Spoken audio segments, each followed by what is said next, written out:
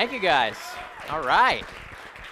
Still sound pretty pumped up for the late in the day on the second day, so that's good.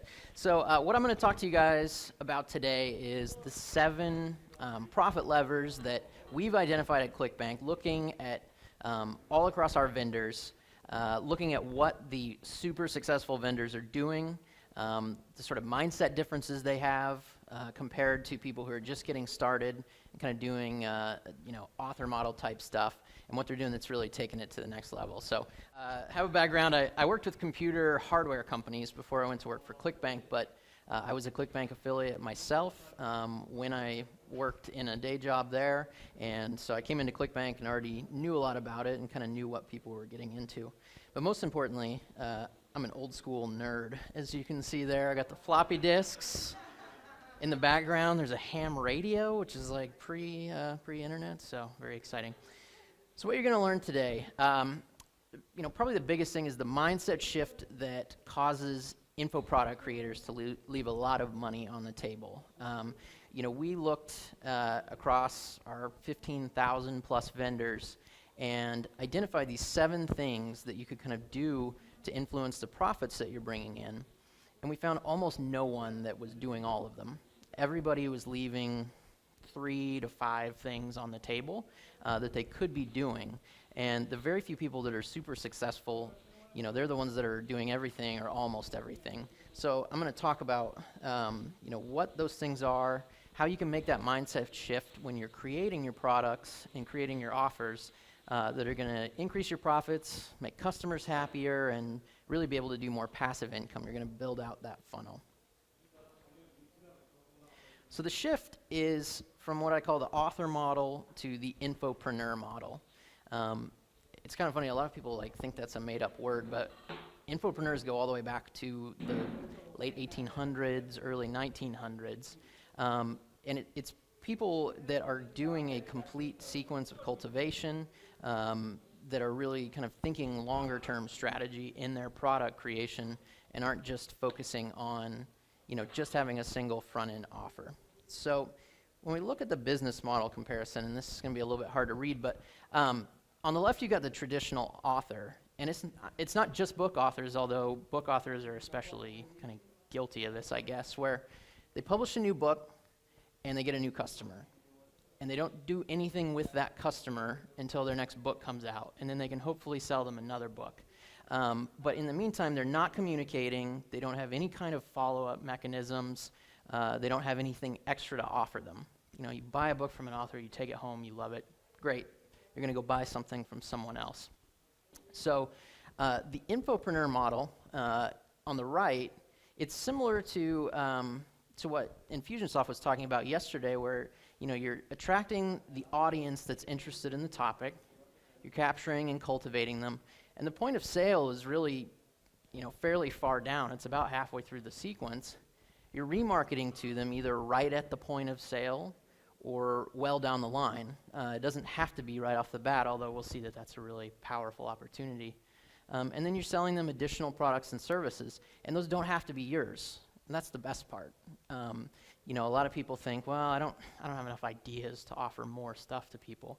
But you don't have to make it yours. You can make it other people's. The real power of this formula comes in when you look at the numbers and break them down.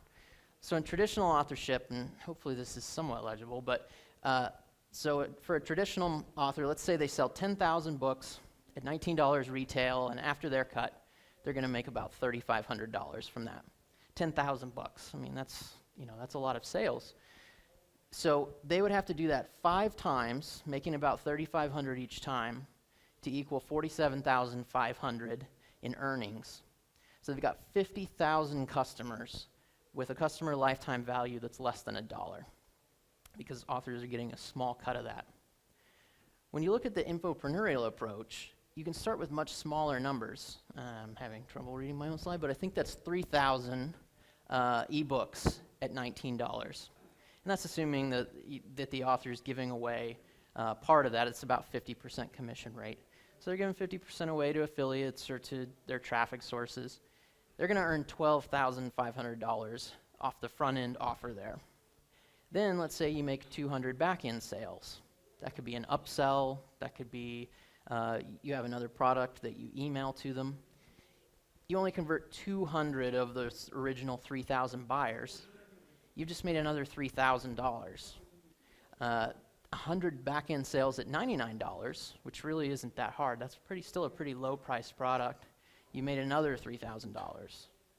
If you can turn 50 of those 3,000 people into a subscriber at $39 a month and they stick around for 6 months, you've made another $3,500.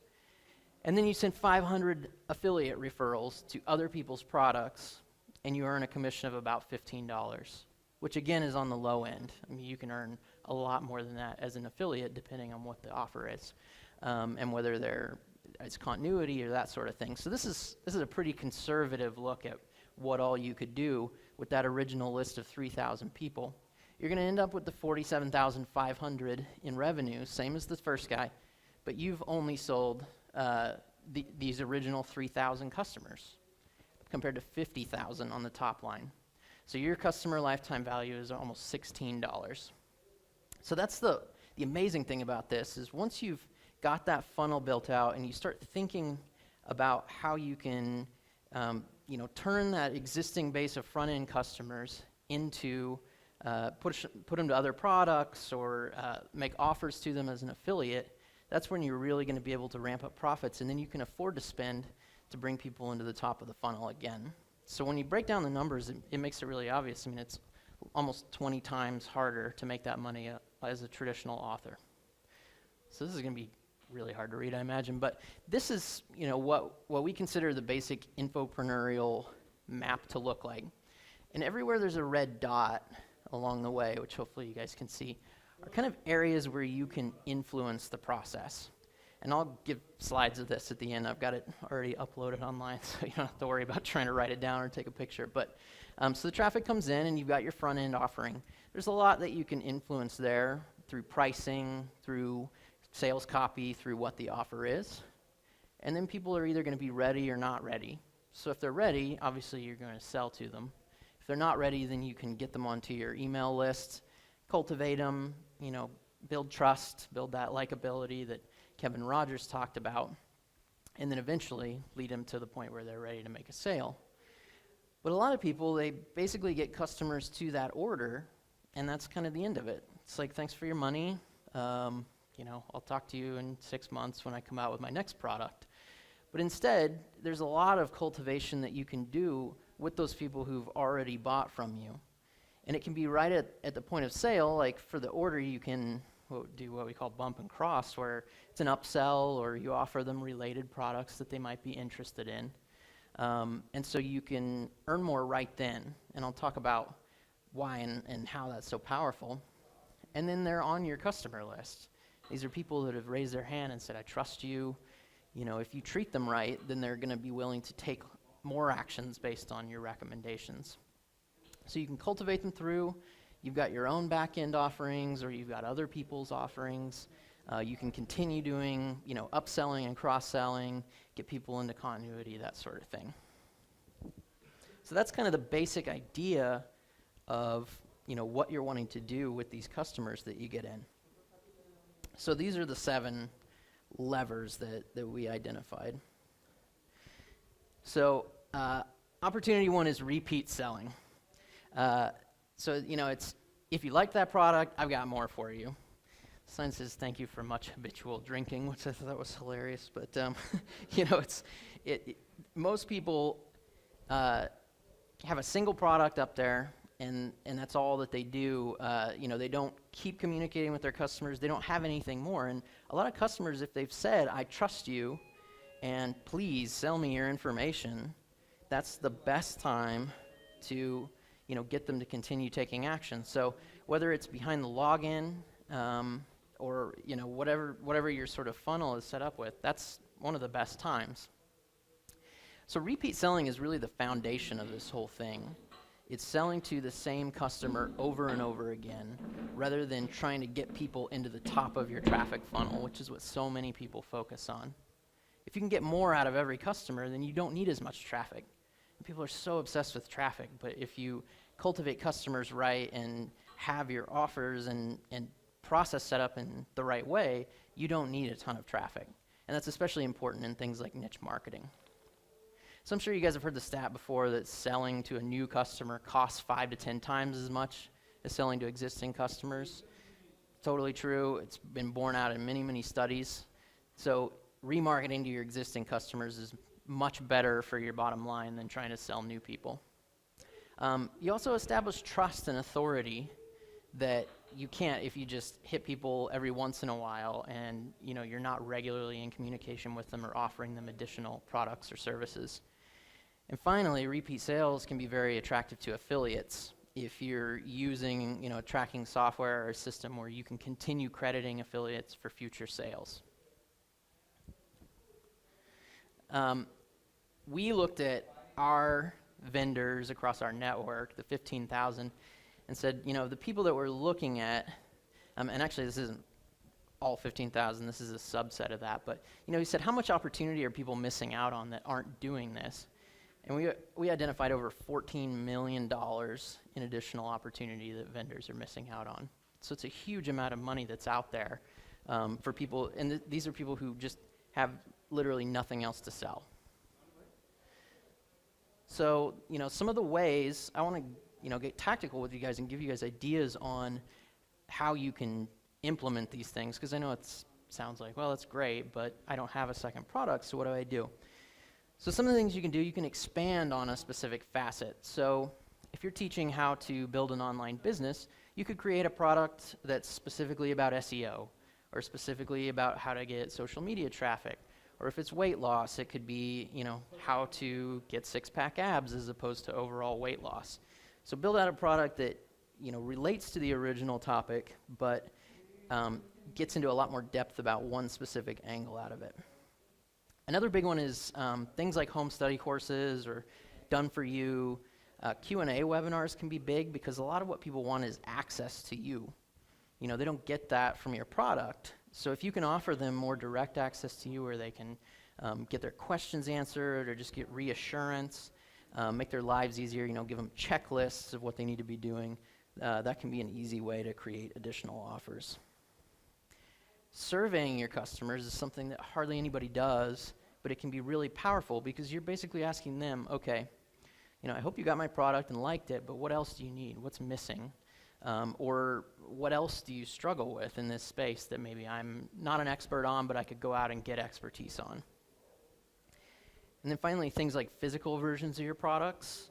There's still people who don't really care to read digitally, and they'd rather get a DVD or a physical book of your product, worksheets, membership. Obviously, you can also sell physical products that go along with it, like supplements that go along with a diet and exercise plan. So just make sure you have other things to offer people that have already raised their hand.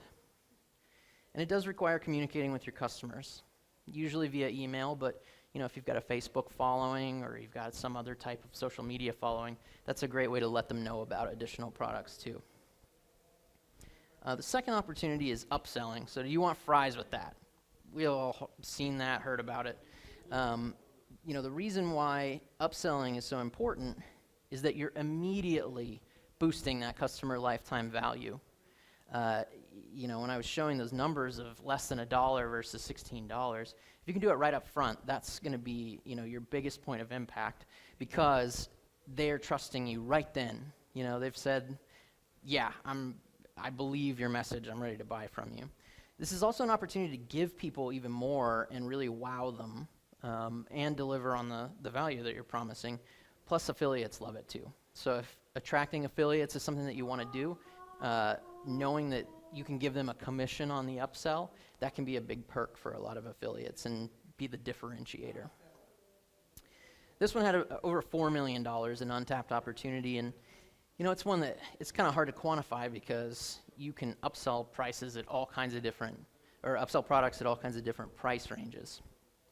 So some of the types of things that you could upsell, it's similar to additional products. You can do those checklists, the worksheets. Video training is a really popular one. If you have an ebook, you can upsell into a video training.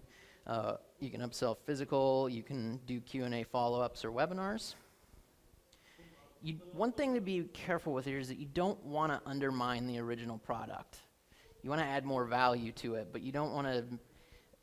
You've seen it a lot in the make money online space where people are like, well, thanks for buying my product on how to do this, but if you really want it to work, you've got to buy the upsell. Don't do that kind of thing. All it does is result in refunds and ticked off customers. You want to really wow people instead of making them regret their original purchase decision. And then obviously you can supplement the original product or take kind of a tangent off of it. You know, if you did a product that was how to build an online business, it could be a lifestyle product or something like that that kind of goes along with it. Another thing too that you can consider is downsells. So you can make people an offer that says, you know, I have this fantastic video training, it's several $100s, and if people say no thanks, you're going to say, well, okay, if you don't want the video training, but you still want the sort of done for you checklist, you can get that from me instead, and that's, you know, $50 or $100, but you don't have to do the full package for everybody. The third one is continuity, and I know continuity's been covered quite a bit, so I won't go into a ton of detail on it, but it's by far one of the biggest ways that you can add that lifetime value. So recurring income, for one thing, is a great basis for your business, and I've heard Ryan talk about it a lot, that, you know, if you get, let's say, 1,000 people in the door, you're going to have some people drop off from month to month, and maybe you're charging them $20 a month or $30 a month. But even if you lose 20% of those people, you're going into the next month with a great base of income and customers. You're not starting from zero every month like you do with typical, you know, one-off sales or the author model. It has a multiplying effect for that reason, because you're just building on that base, and assuming you're kind of getting the same level of performance, your numbers are going up to a huge extent, so you've got more money to spend on advertising and bringing people in. Obviously, you're staying in regular contact with your customers, which is a huge part of being an infopreneur. And then again, affiliates love recurring commissions. One thing a lot of people ask me is, like, do you have to be as generous commission-wise on recurring products as you do on a single sale? And the answer is usually not. Some people are, and that's great. You can also set, you know, a different commission rate for the front-end product versus the rebills and that kind of thing. So you can play around with it, but affiliates, you know, are typically looking for that lifetime value. So if you can offer that, that can be a huge incentive. One thing, you know, one of the biggest reasons, we looked at this, and vendors that use continuity typically make about 300% more than vendors that don't. So they're making 3 times as much money as vendors that just have one-off sale products. And that's true across pretty much all levels, like from beginners all the way up to the very top people. So if you don't have a continuity product, it's definitely a good way to get, you know, your profits increased and get playing a higher level pretty quickly. So there are a lot of options for continuity type products. Obviously, there's kind of the traditional ongoing membership site that a lot of people do, but there's also fixed length, which is like a 3-month boot camp or a 6-month, you know, weight loss program where they get new things each month, but they know it's going to end eventually. It doesn't go on forever. Those can be kind of nice for you too, because you may not want to have to think up new topics and new ideas every single month, and you can just break up your product. Typically, you can command a higher price point for, you know, a 6-month program than you could for a single, like, buy my boot camp and you get everything all at once. If it's being spread out over several months, people are more inclined to be like, okay, yeah, I can spend $50 a month, but I don't really have $300 that I could spend right now. There's obviously the of the month club, like bacon of the month.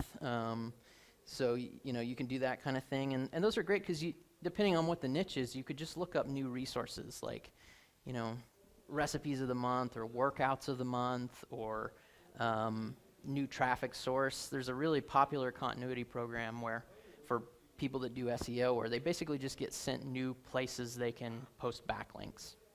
You know, that person, I think it's $20 or $30 a month, and they have thousands of subscribers that basically pay to get a PDF with 10 places they can create a backlink. You can have a paid forum. These can be really tough to pull off, but it depends on the niche and how into it your audience is and how much access to you they get. That's really one of the keys is if you're going to be in there and interacting with people, you can usually make that work. But otherwise, people aren't typically going to pay to just interact with each other. Software and service is a huge continuity opportunity because, as I'll talk about in a second, the pain of disconnect is really, really high, depending on what it is. If it's a service they start using, they're kind of locked in, and I don't want it to sound scammy, but if it's something that they're getting value out of, they really don't want to give that up. Or if you get them in at an introductory price for the first month you launch it, or 3 months, and then you increase your price, but you say members that are grandfathered in get to keep that low price forever, people are really hesitant to leave. I've been subscribing to this paid forum for like 2 years, even though I never use it, because I got in at $10 a month and now it's $100. So, I just keep paying for it because I think maybe eventually I'll get around to using it, but I don't want to lose out on that low price. So I'm a total sucker. Opportunity 4 is to improve the conversions on your landing page. That was that kind of first inflection point I was talking about. This one's pretty obvious. High conversions equal more profits. That's pretty obvious. But affiliates also often look for products with strong conversion rates because they want their traffic to go and find something of value, find something that resonates with them. So there are some affiliates that are willing to send a ton of traffic and get horrible conversion rates, but typically the kind of affiliates you want are going to be sending quality traffic to a quality offer. So that's something that you really want to work on.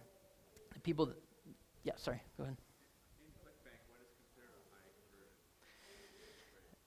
Yeah, so the question was, in ClickBank, what's considered a high conversion rate? It really depends, and I'll actually talk about that in a second. No, it's okay, but it's all over the board, and it really depends on the type of traffic. So this one, when we looked at people, getting people to sort of that average range of conversion rate, there's about $7 million worth of opportunity among the people that we looked at. So the how of improving conversions, which seems like a big question mark, is basically looking at each part of your funnel. And the funnel essentially is the traffic, which I was talking about, your pitch page, and then the order form. And there are things that you can do at each part that can help a lot. So the traffic source is really one of the biggest, but it's one that a lot of people don't think about. They just want affiliates to send as much traffic as possible without thinking about where it's coming from or what the quality is. And in a lot of cases, it ends up making their conversion rate look horrible when it would be okay if they were just relying on better traffic. So one thing that you can do in that case, if you still want to accept affiliates, but you want to be a little careful about it, is like at ClickBank now we have a whitelisting feature where you can only accept affiliates that you actually know and trust. And so you can recruit people in through an affiliate or JV page and then put them on your lists and say, yep, they're going to be sending traffic to their email list as opposed to spamming Twitter or whatever it is that's going to result in bad traffic. So gating that a little bit and controlling it a little bit can help a lot. You can also blacklist bad affiliates that are sending you bad traffic. Looking at the audience demographics and psychographics, so who are you really speaking to as a customer, and where are you going to be getting traffic from that matches up with your offer? And then again, what's the result that these traffic, the people coming from this traffic are looking for, and can you put that in your sales messaging? Then on your pitch page, there's obviously a lot of stuff that can be done on here, and people are always asking questions about what works best, and as lame as it sounds, it really does kind of depend. In certain niches, video works better than text sales letters, short sales copy works better than long, so take it with a grain of salt when anyone tells you that this way is the only way to do it. You have to be testing, you have to be tweaking, swapping out elements, and today it's easier and cheaper than ever to do that kind of thing. But pricing obviously plays a big factor in that, and how well it converts, and so looking at other offers out there to make sure that yours kind of lines up with the market is really important. Any kind of bonuses that you're offering, testing colors, testing images, testimonials are huge, and social proof. So can you say, yeah, these 5 other people bought it, and they actually have to be, oh, that's okay. I thought someone was asking a question. There's actually a plugin I saw that, or it's in the process of being developed, where it will actually pull in the person's name and say, so-and-so just bought this, and it's real, but they're kind of anonymized a little bit, but it's showing that actual sales are happening, other people are doing this. Any kind of trust seals that you can have on there can be really important and boost conversion quite a bit, and a lot more. So I guess I didn't address it. So to answer your question about what's kind of a good conversion rate, I mean, it really depends. Typically, on cold traffic, which is traffic from SEO, from social media, not your social media, but other people's, or from review sites or that kind of thing, it can be as low as 1% to 2% conversion rate, sometimes even worse. Usually, like, anything 2 and above is considered pretty good. But from warm traffic, which would be like emailing your list, or somebody recommending you real directly and in a trustworthy way, it can be much, much higher, 10, 20%, that sort of thing. So the traffic source makes a huge difference in what a good conversion rate is. And it's, as much as you can, it's important to, when you're looking at your conversions, try to take that into account. So use Google Analytics, use Google Web Optimizer, that kind of thing. The 5th opportunity is to reduce refunds. So this is a big one. It's not all that sexy or anything, but it's extremely important. It can impact a lot of things. So, you did the hard work of getting that sale up front. Writing copy is hard. Getting traffic is hard. Getting people to go ahead and trust you with their credit card is hard. And it also keeps affiliates and customers happy. There's nothing affiliates hate worse than spending the money or doing the effort to build traffic to an offer and then get refunds on it. They'll drop you, they'll change to somebody else, so you don't want to risk that. And obviously keeping customers happy is hugely important.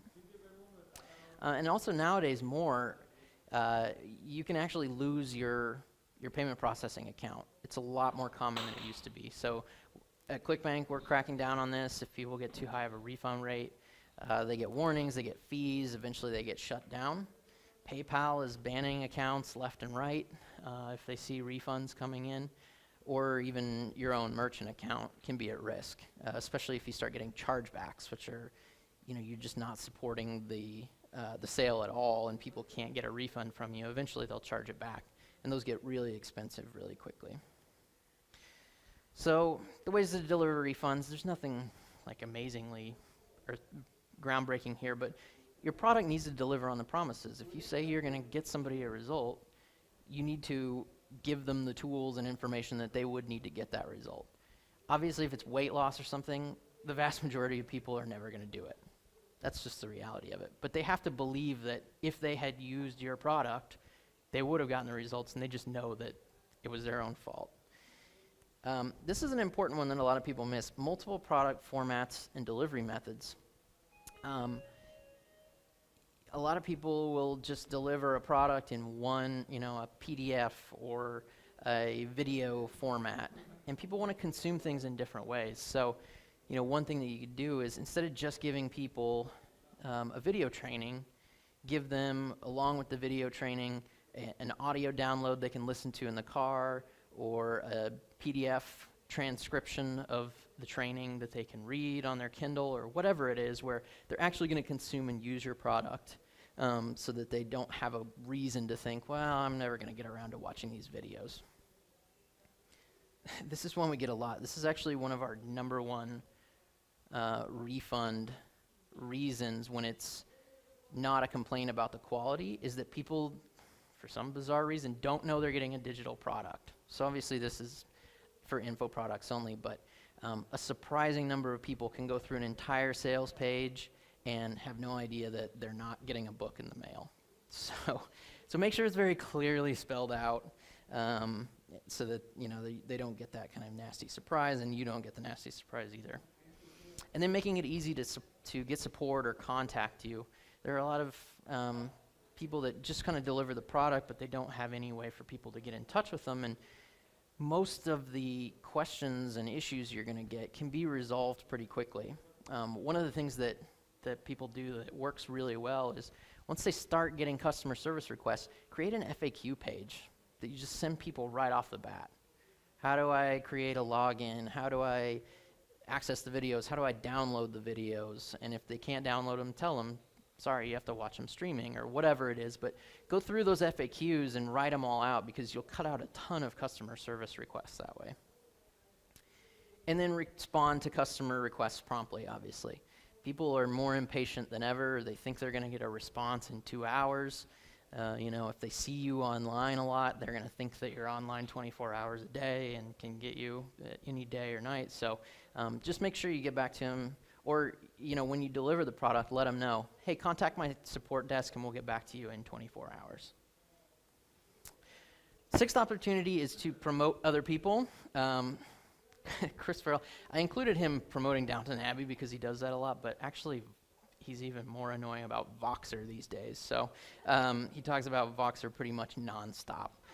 I don't think he gets paid for it, although I'm starting to think he has stock in the company or something. But yeah, promoting other people, this is something that a lot of vendors don't do.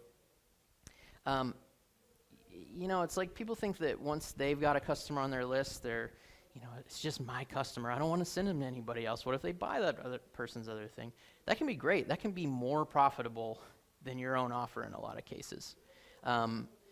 Especially for digital products or info products, a lot of vendors offer 75% commissions. They offer recurring commissions, that sort of thing. So if you're the vendor, you're typically getting between 25 and 50%, whereas if you're the affiliate, you can get 50 to 75 or even beyond that.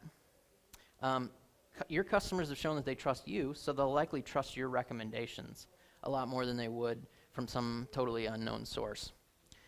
This is the easiest way to monetize your list without needing to constantly be creating products. You can refer a product once a month to your customer list or every couple weeks or something like that. Obviously, you're not going to be able to generate products that quickly on your own unless they're not very good quality. An important thing that a lot of people kind of forget is they think, well, somebody's going to buy a diet product, and that's it. But how many people just buy one diet product, honestly? People buy 5, 10 diet products over the course of their lifetime. And especially if it's coming in from a slightly different angle, they're like, oh, well, yeah, I lost a few pounds, but I really want to get 6-pack abs. So, yeah, I'll buy that 6-pack abs book. That sounds good. So in some niches, people will buy a ton of products. We've had ClickBank customers that literally buy hundreds of products, and I'm not sure what's up with that, but it's kind of awesome. This one, the opportunity is really hard to quantify because you could promote an infinite number of products. Just going from not promoting anybody to promoting at least one thing, there was $6 million of opportunity.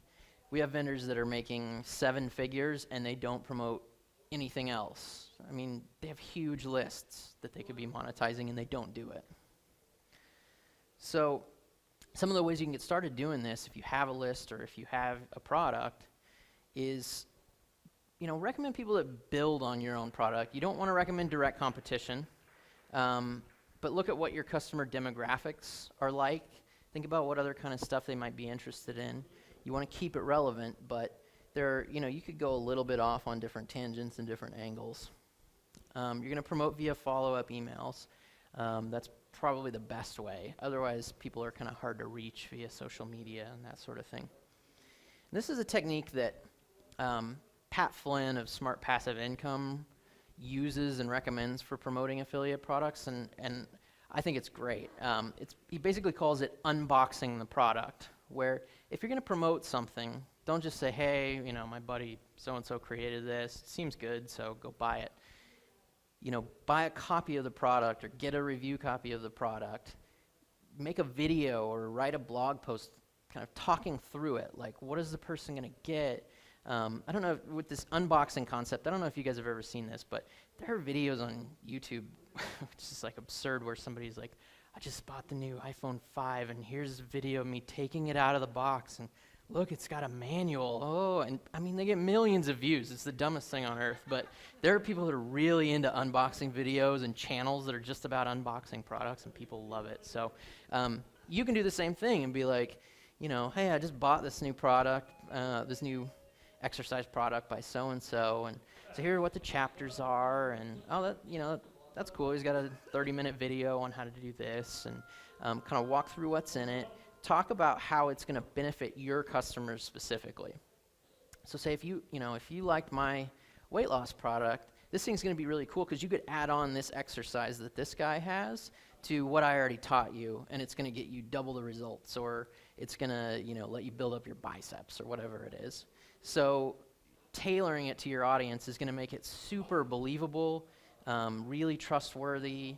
You know, it's going to resonate a lot more with people when they're showing that you actually do believe this and you've read it and believe in it. So you can also offer a bonus for buying from you, which can be really effective for making sure you get the sale and, you know, somebody else that has a list in the same market doesn't. So you say, yeah, you know, and this is important. This is where it comes into it's worth having additional products, is then you could say, hey, if you buy so-and-so's product, I'll send you my Bigger Biceps Tomorrow ebook that normally I sell it for $19, but I'll give it to you for free if you just buy from my link and send me your receipt.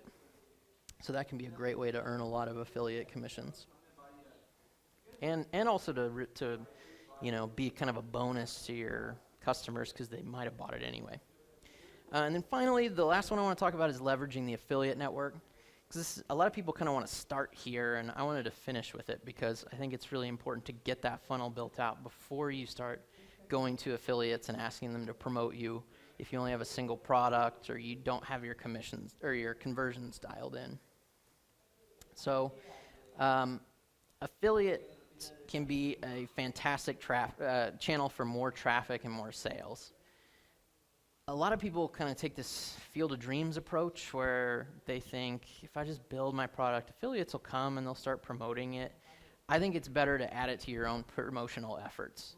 You want to drive some of your own traffic. You don't want to make affiliates be your test bed because they don't like that. And anybody who can send a lot of traffic, if they send traffic your way and it doesn't convert, you pretty much get one shot and then you're done.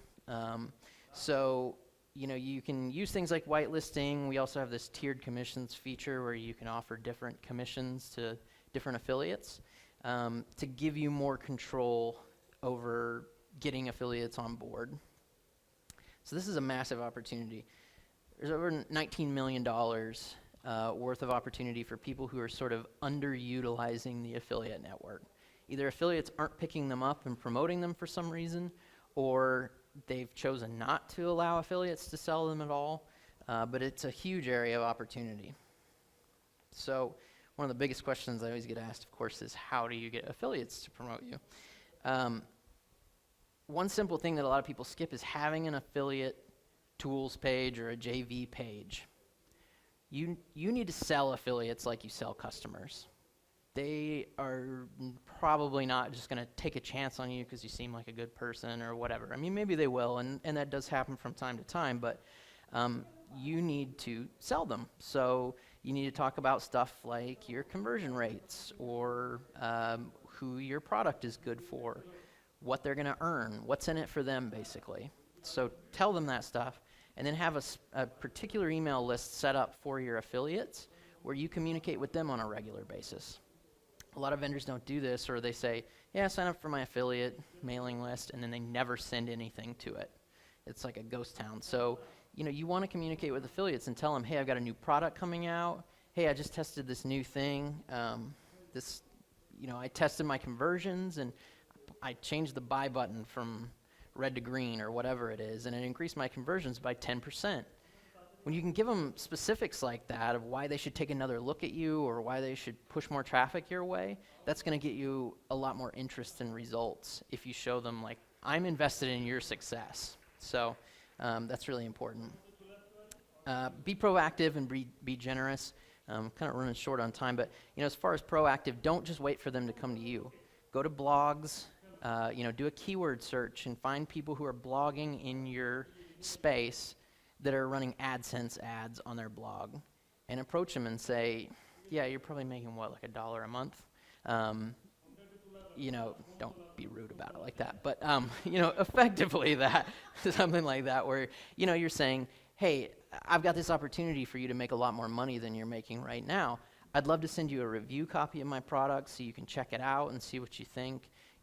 Only promote it if it's a good fit for your audience. I'm not asking you to, promote something you don't believe in, but I really do think it would be a good fit, and here's why.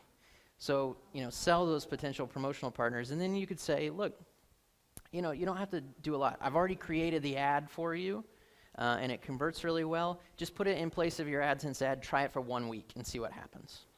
If you make one sale, you could outpace your AdSense earnings for the entire month. And once you show them that you're willing to do most of the effort, they're a lot more likely to be like, yeah, what the heck, I'll give it a try. It won't hurt. And then you want to increase the earnings for affiliates with stuff like multiple products and continuity and upsells. It's a lot harder to get somebody on board when you just have one little thing and they're going to make $12 off of it or $15 off of it than if you have a series of things and they could earn $100 for sending a customer your way. So adding that stuff on there.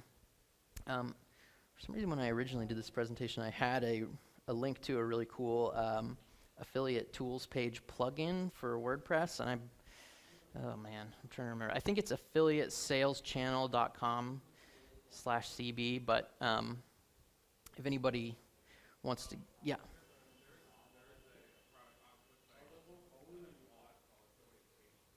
Okay, so there's a product called Affiliate Page Pro.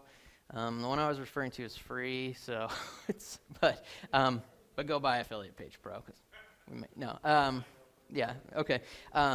Yeah, if anybody wants it, I can send you the link, and I've got it in an old ClickBank blog post as well. So that's what I've got. Does anybody have any questions? I've just got a couple minutes left. Yes, up front.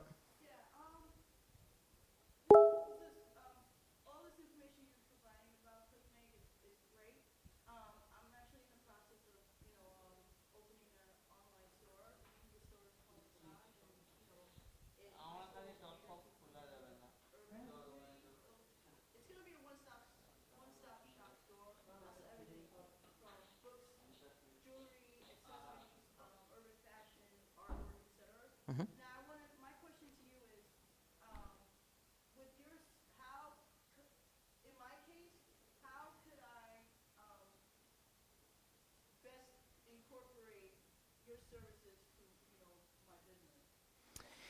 Yeah, well, if you're doing kind of a more physical products-based business, I would say recommending lifestyle products that might be on ClickBank. So you could be an affiliate for lifestyle products like at-home beauty recipes, or here's how to feel better in your skin. You could do personal development type stuff.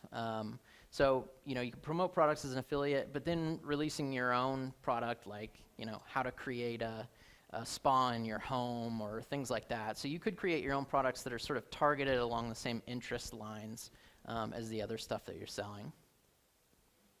Anybody else? So James asked, is there any kind of magic formula for upsell funnel pricing? Not in particular. I mean, you typically do want to take it up in price when you go to the upsell. So if your front-end product is $17, you might have a $50 upsell or a $100 upsell. Some people go with sort of the same level, but I think it is a good idea to bump people up because they've shown that they have that interest. So when you do that, I think whatever you can do to sort of make it as much done for you as possible, or you're going to say, okay, I'm going to give you a bunch of case studies, or you'll get webinar calls with me, or that sort of thing where you can ask your questions. Typically, you see people kind of bump it up by 50% or double it or that kind of thing. Yep.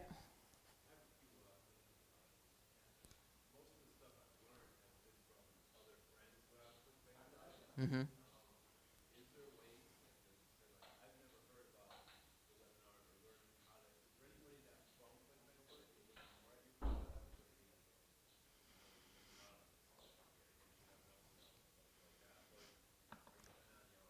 So the question was, do we offer kind of this, at ClickBank, do we have any kind of services or people that will look at it?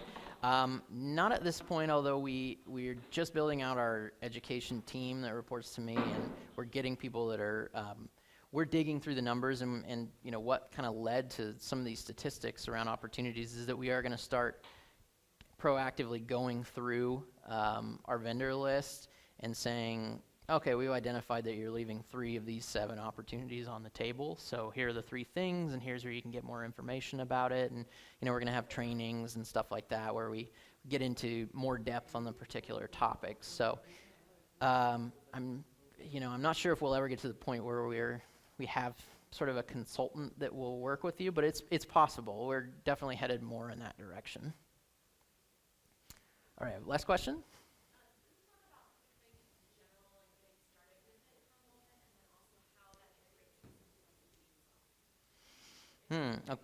Okay, when you say getting started with ClickBank in general, like, do you mean as a vendor, as an affiliate, or?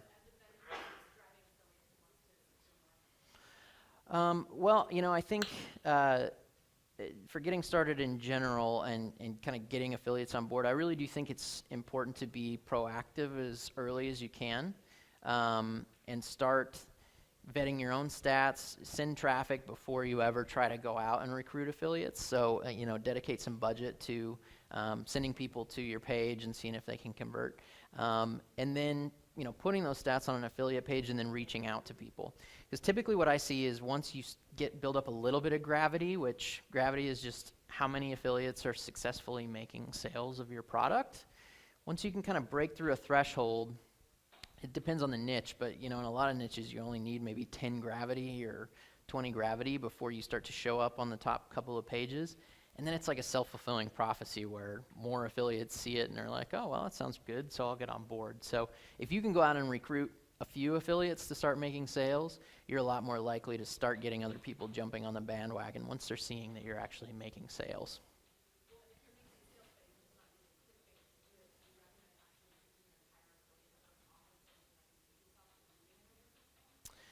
There are ways that you can kind of duplicate. You know, you could have a couple of different order forms. When you set up your product on ClickBank, you're going to get an affiliate link that we provide where you can send affiliates to. So you can try to run kind of multiple different channels. It depends on how complicated you're willing to get, whether it's going to work really well or not. But it is possible. Some affiliates only like to work with ClickBank because we pay them and they know they're going to get paid and that sort of thing. But it's worth just doing a test and trying a new channel and seeing if it works, rather than moving everything over all at once. Yeah, last one.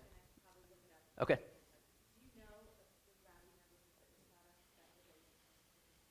I don't know it offhand, but it would be easy to look it up by category. Fitness is one of our most popular categories, so it's definitely higher. You'd probably be more looking in the 50 to 100 range to get on the first page. Questions, you can talk to me or my coworker Andrew, who is in the back, and we would love to answer any questions you have. So, all right, thanks, guys.